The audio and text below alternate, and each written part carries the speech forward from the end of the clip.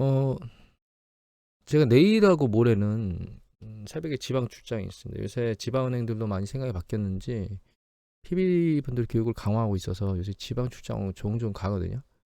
그래서 아마 동영상 촬영을 할 수가 없을 것 같고 오늘 아시아장이 어떻게 되는지 저희는 장이 쉬잖아요. 그래서 장 열리면 시작하려고 좀 기다렸는데 지금 뉴질랜드장하고 호주장이 열렸거든요.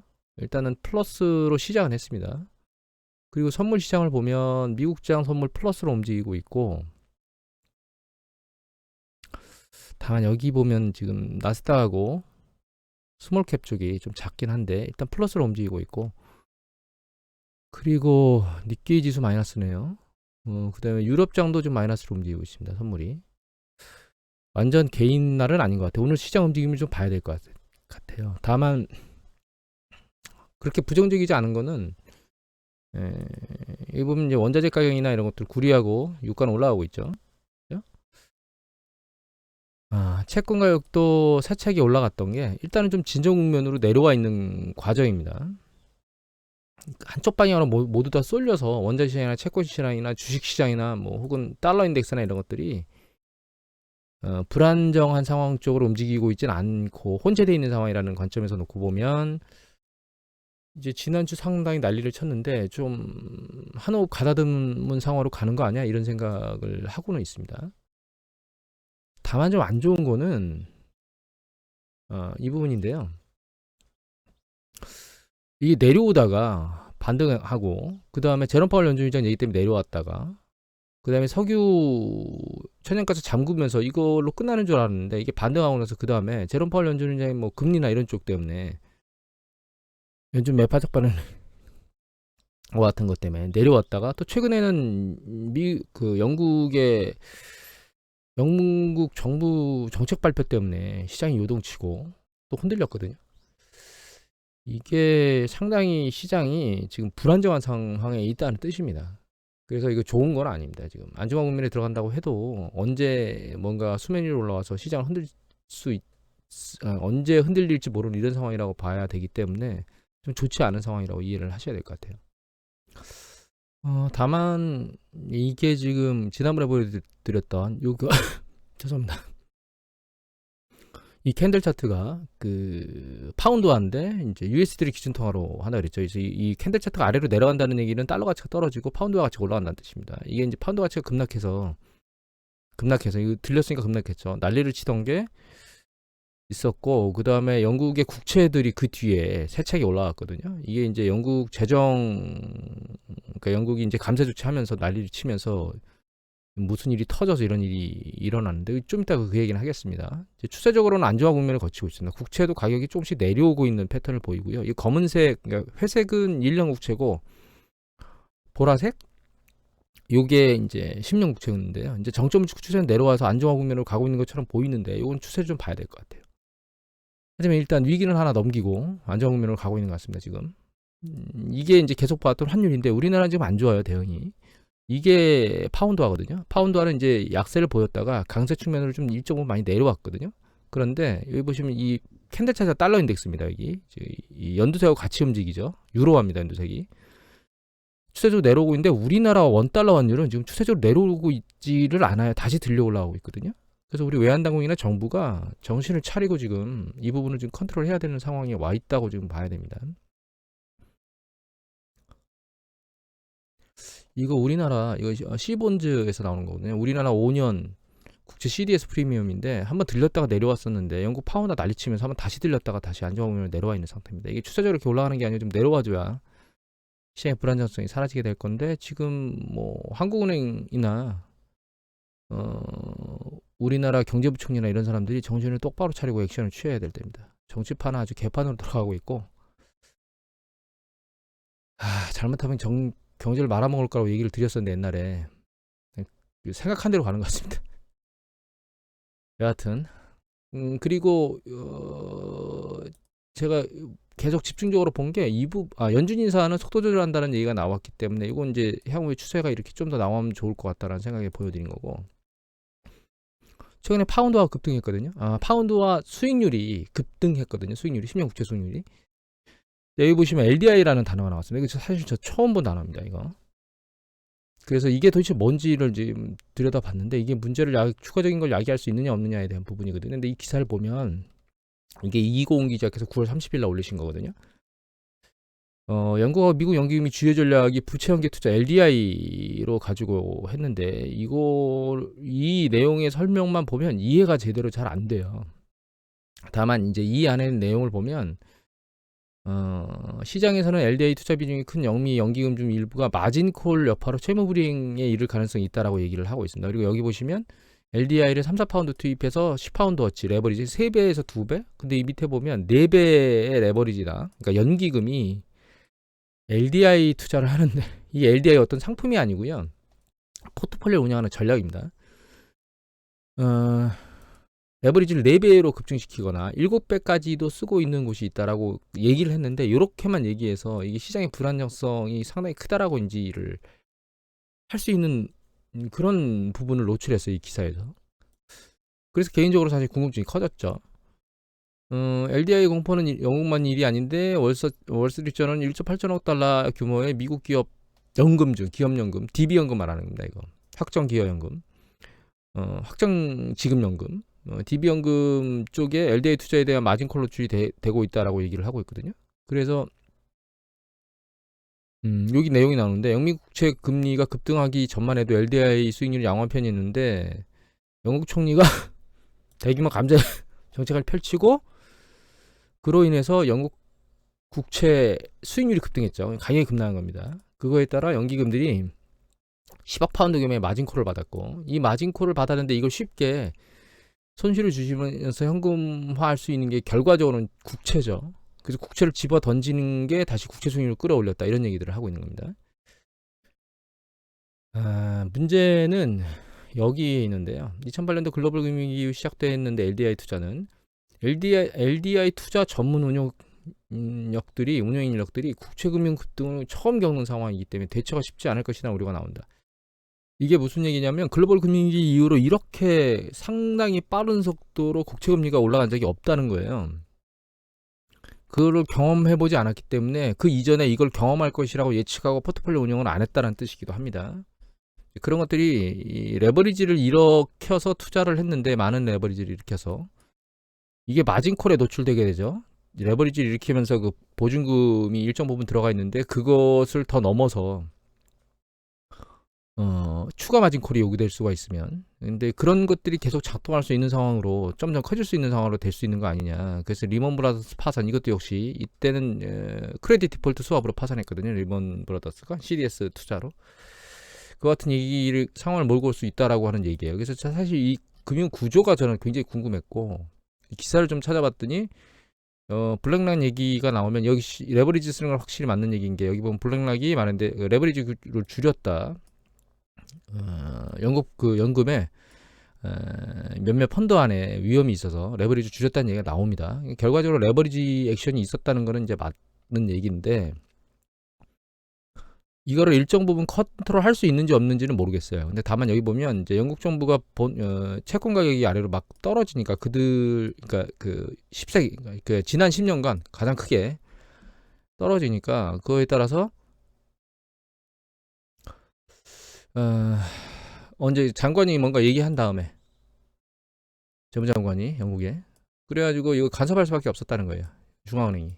그래서 채권을 매입해서 채권 가격이 떨어지는 걸 커버하는 이런 형태로 이제 채권 가격을 매입하게 되면 채권을 매입하게 되면 자금이 시장에 풀리는데 이게 사실 그 금융 감세하고 사실 같은 방향으로 돈을 푸는 거잖아요. 그래서 제가 이해가 안 됐는데 그 부분이 이제 이해가 됐습니다. LDI 위기 때문에 채권 가격이 폭락하는 걸 막으려고 샀구나. 이렇게 이해가 됐고 이제 한 가지 더 중요한 건 이 밑에 보면 이런 얘기가 나옵니다. 이제 그러면 이게 지금 수합 구조나 옵션 구조가 정확히 어떻게 돼 있는지는 어느 정도 규모인지는 알 수는 없는데 그건 좀 이따 다시 말씀드릴게요. 로이타 이 앞에 있는 것도 로이타 통신이고요. 이것도 로이타 통신에서 나온 겁니다. 여기 보면 이런 얘기가 나옵니다.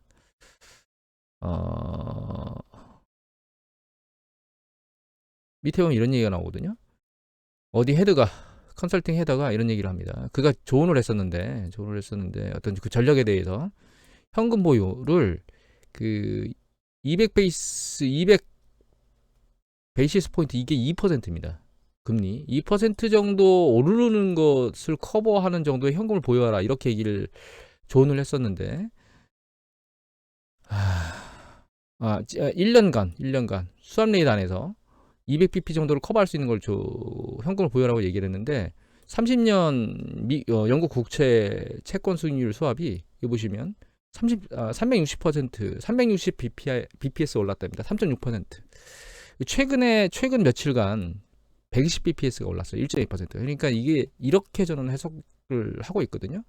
그러니까 아마도 연기금에서 안정적으로 고정금리 채권을 누구한테 달라고 얘기를 하고 변동금리 채권을 상대방한테 주겠다고 얘기를 하고 수합을 체결했는데 그 수합 체결할 때 변동금리가 아마 200bp 정도 움직이는 거를 커버할 수 있을 거라 예측을 하고 수합을 했다는 거죠. 즉 연기금 쪽에서는 고정금리를 확정적으로 받는 게 안정적이니까 그렇게 만들어 놨는데 실제로 변동금리가 상대 예측보다 훨씬 더 컸기 때문에 이게 이렇게 늘어나 버리면 향후에 지불해야 될 금액이 커지겠죠. 그 커진 것에 대한 추가 증거금을 요청받은 거 아닌가 이렇게 지금 해석을 하고 있거든요. 그러니까 결과적으로는 국채 수익률이 굉장히 더 위로 치켜 올라가게 되면 이 현금 마진콜이 추가적으로도 또 급증할 수 있는 위험성은 현재 가지고 있는 것 같다. 그래서 영국 국채하고 미국 국채의 채권 수익률에 올라가는 강도가 일정 부분에서는 멈춰줘야지 되는 상황이 있고 그게 말씀드리는 트리거로 작동할 수 있다라고 하는 게 수면 위로 최초로 올라온 것 같아요. 지금까지는 뭐 특별히 추가 트리거가 없을 거라는 생각을 하고 있었는데 이제는 트리거로 작동할 수 있는 게 명확하게 시장을 흔들는 걸 우리가 봤기 때문에 이분이 상당히 위험해서 미국 국채하고 영국 국채 이 두 가지 움직임을 유심히 모니터링 해야 되는 상황이 왔다고 이해를 해야 될 것 같아요. LDI 전략이 뭐냐 그래서 이거를 설명드릴 시간이 길어지는데 간단하게만 설명드릴게요. 이거 어디 자료냐면 보험연구원 자료입니다. KIRI. 그래서 제가 이렇게 카피해가지고 이 검색한 요 보고서거든요.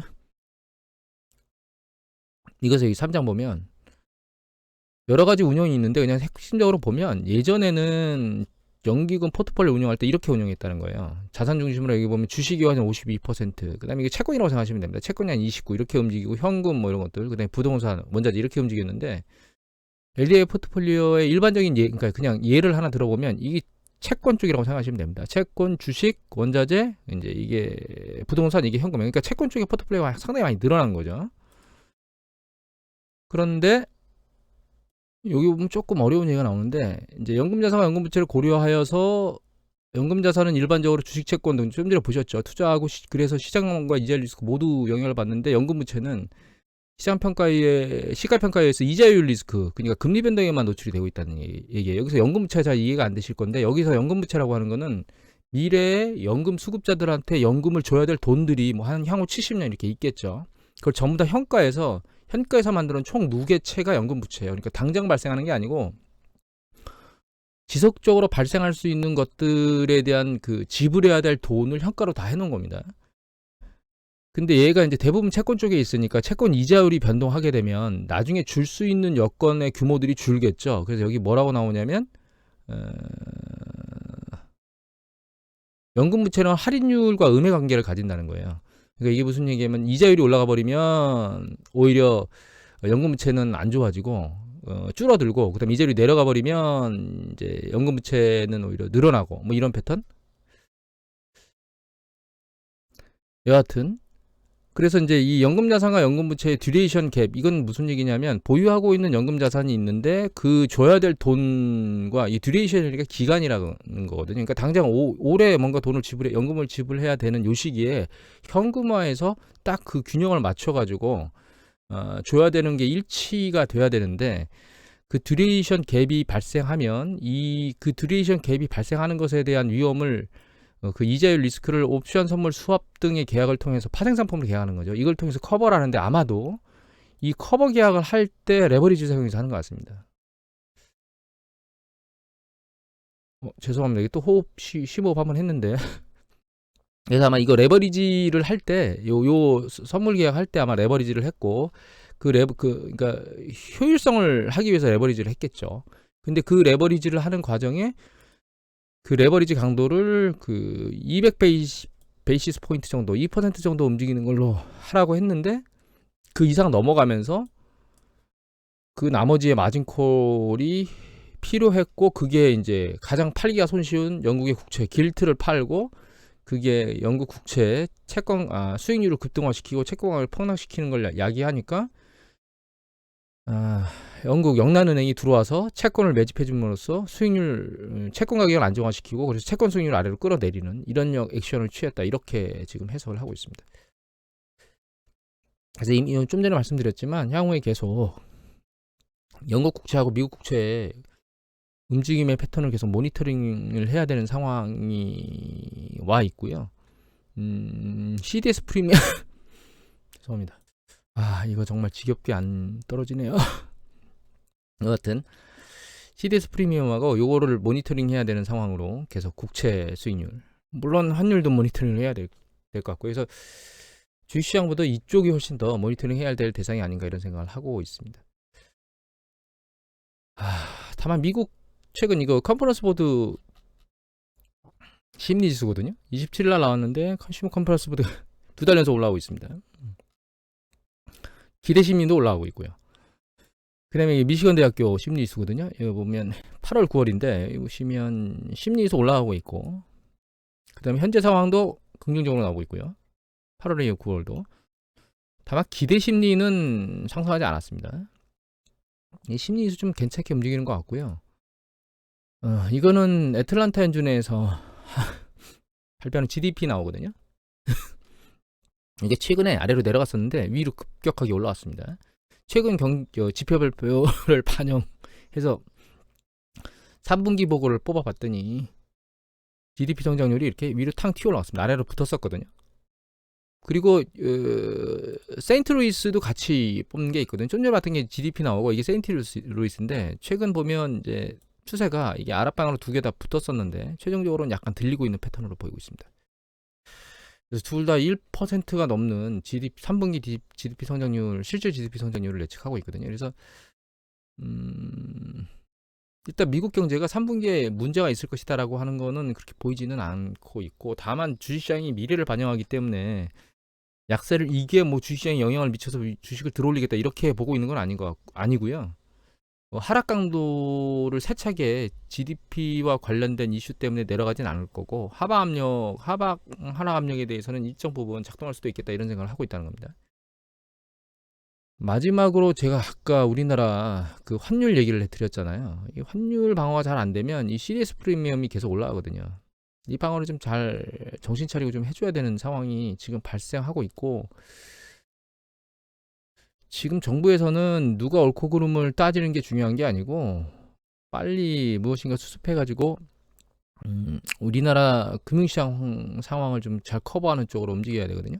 중앙은행하고 행정부가 똘똘 뭉쳐야 되는데 그 부분을 지금 하려는 생각이 있는 건지, 일단 상황을 좀 지켜봐야 될 것 같고, 오늘 장 자체는 뉴질랜드하고 호주 둘 다 출발은 좋거든요. 선물 시장도 계속 모니터링을 오늘 좀 해봐야 될 것 같고, 오늘 이제 아시아장이 괜찮고 유럽장하고 미국장 내일 새벽에 끝나는 것까지 봐서 일단 안정화 국면으로 돌아서면 요번에 난리 쳤던 요 며칠간의 이슈들은 이제 끝내고 바닥을 잡으려고 하는 게 아닌가, 이런 생각을 해볼 수도 있겠다, 이런 생각을 하고 있습니다. 요번에 가끔 그 PB분들 얘기 교육하면서 얘기를 들어보면 연준의 기준금리를 내림으로써 지금 거의 한 8개월, 9개월 정도 이제 추세가 계속 내려왔잖아요. 이것에서, 이 추세에서 해방돼가지고 일정 부분 궤도를 계속 들어올리는 패턴, 위로 머리를 드는 거죠. 이런 패턴을 보면서 그때 뭔가 액션을 취할 수 있는 게 아닌가라고 기대감을 가지고 계시긴 하거든요. 근데 저는 개인적으로 그렇게 큰 기대감을 가지면 안 된다고 생각하고 있습니다. 여러 가지 이슈들도 있지만 특히 최근 나온 이 LDI와 관련돼서 우리가 예측할 수 없는 상황으로 금융시장을 쓸고 갈 수 있는 이런 이슈들이 이제 수면 위로 올라왔다는 얘기는 그만큼 시장이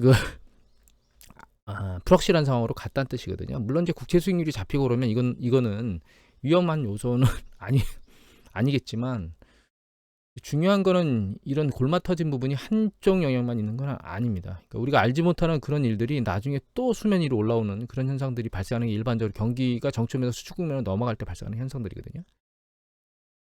그래서 너무 큰 기대감을 갖는 거는 좀 조심스럽고 경계해야 될 대상이다. 이렇게 이해를 하고 있는 게 지금은 좋은 방법인 것 같아요. 포트폴리오 운영할 때 마음가짐이. 일단 이번 주 상황이 좀 진정 국면으로 가기를 저도 희망하고 있고 그렇게 될 수도 있겠다라고 하는 생각을 조금은 할 수 있는 뭐 근거들이 좀 나온 게 아닌가. 일단 뭐 며칠은 좀 지켜봐야 될 것 같습니다. 오늘 이것을 마치도록 하겠습니다.